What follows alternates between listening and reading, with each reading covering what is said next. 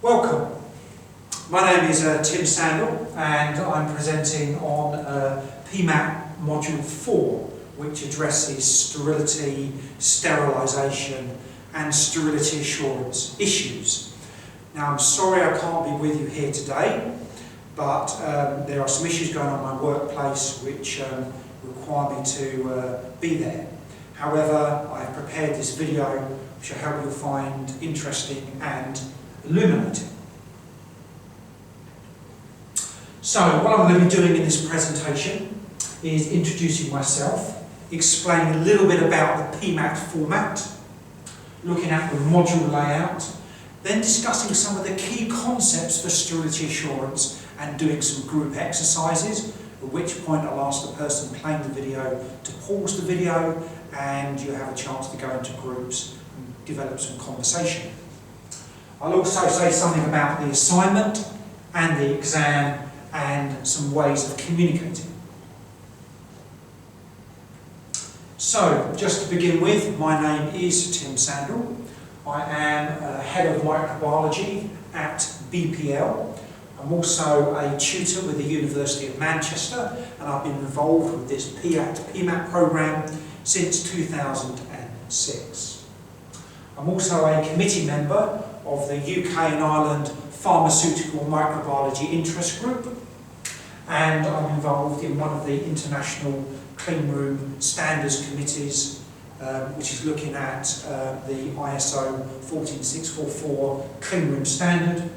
I'm also an author of various science books and papers, and in my spare time I'm a journalist. So the general concept for one of these PMAT modules is that you're expected to do about 150 hours of study, and that's intended to take you around 15 weeks to complete. There is a lot of reading in the module, but there are also some recommendations for additional reading around the subject. Throughout the module there are also various activities and exercises to encourage you to learn and to develop. And the module ends with a written assignment, which is an assessed essay, and then there is an examination. I've put on the screen here some recommended reading. So these are books that you may wish to purchase that you could find useful to help you with your studies. So I'll just let you have a look at those for a moment.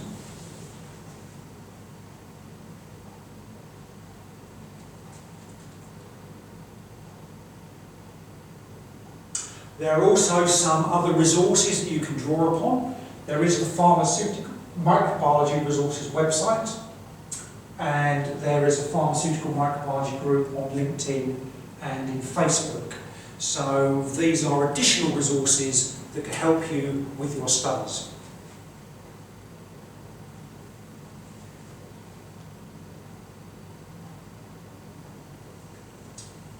Okay. I'm now going to discuss some of the aspects of the module, and the camera will now focus for the main time on the screen, and I'll be back with you later.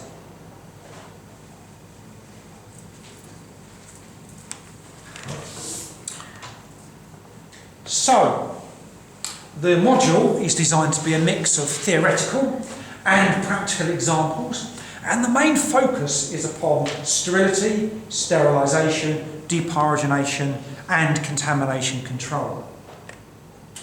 I'll now run through the core units to give you an idea of the main subject material. So Unit 1 is an introductory unit.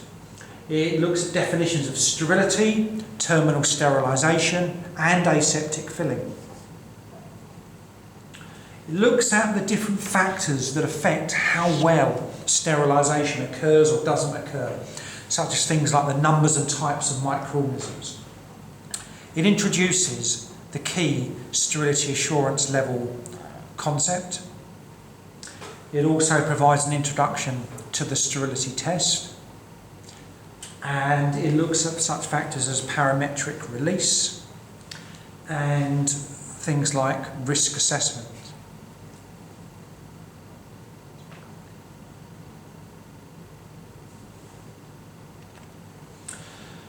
Unit 2 looks at pyrogenicity and endotoxins, and this includes the LAL test, alternative assays to the LAL test, sources of endotoxin contamination, and methods of depyrogenation. Unit 3 looks at sterilisation by heat, so the general principles for inactivation of microorganisms, steam sterilisation, using autoclaves and looking at factors of moist heat, dry heat sterilisation, including depyrogenation tunnels and infrared processing. Unit 4 looks at sterilisation by radiation and by gas. So that includes factors like ethylene oxide, hydrogen peroxide, radiation, and the use of single-use gamma irradiated disposable technologies, which are the current buzz within the pharmaceutical industry at the moment. Unit 5 considers sterilisation by filtration. So we're looking at liquid filtration using hydrophilic filters and gas filtration using hydrophobic filters. Difference there is that hydrophilic is water liking and hydrophobic is water disliking. We also touch on filter testing, filter selection, validation, and what to do when filter failures occur.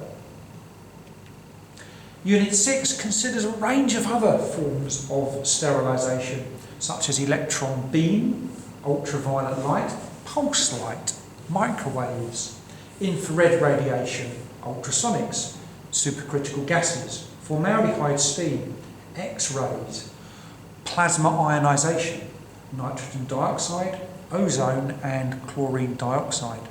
And each one of those is addressed briefly.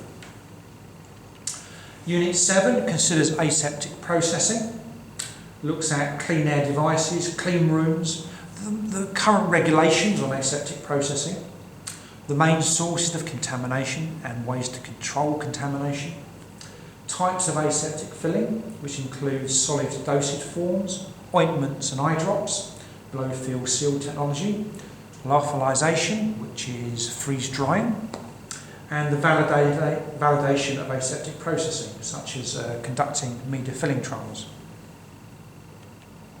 Unit 8 considers disinfection, cleaning, best practices, the need to verify this through environmental monitoring, and the validation of disinfectants. Unit 9 looks at a range of quality control measures, such as sterility testing, and here we're looking at ways to carry out sterility testing, the environment in which sterility testing should be performed in, the validation of the methods, and also looking at some of the latest innovations in rapid microbiological methods for conducting the sterility test. Also in this module, container closure integrity and biological indicators, which are necessary to verify many sterilisation cycles are examined, and alongside that are considerations of their key characteristics such as purity, population and resistance. Unit 10 is the final unit of the module, and that looks at good manufacturing practice and auditing, and the main focus here is upon regulations and how to deal with regulatory inspections and some useful applications of how the audit and quality process feeds into the sterility assurance system. Okay, we're now going to move on to key concepts.